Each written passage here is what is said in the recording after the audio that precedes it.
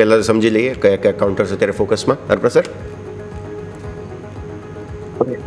સો સૌથી પહેલું જે કાઉન્ટર જે રહેશે એ બેંક ઓફ બરોડાનું રહેશે.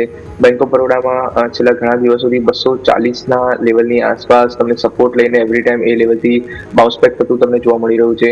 તો આઈ થિંક 238ના સ્ટોપ લોસથી તમે બેંક ઓફ બરોડાને બાય કરી શકો છો અને ઉપરની શકો 252થી 255 સુધીના અપસાઇડના ટાર્ગેટ એક્સપેક્ટ કરી શકો છો. બીજું જે કાઉન્ટર જે રહેશે એ ચોલા ફાઇનાન્સ રહેશે.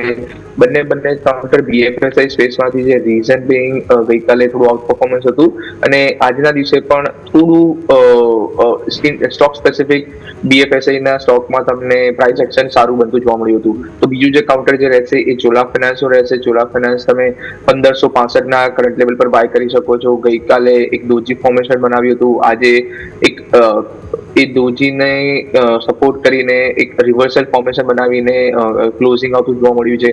તો 1565ના લેવલ પર ચોલા ફાઇનાન્સને બાય કરી શકો છો. નીચે 1520ના સ્ટોપ લોસ રાખી શકો છો અને ઉપરની સાઈડ પર 1600થી 1630 રૂપિયા સુધીના અપસાઇડના ટાર્ગેટ એક્સપેક્ટ કરી શકો છો.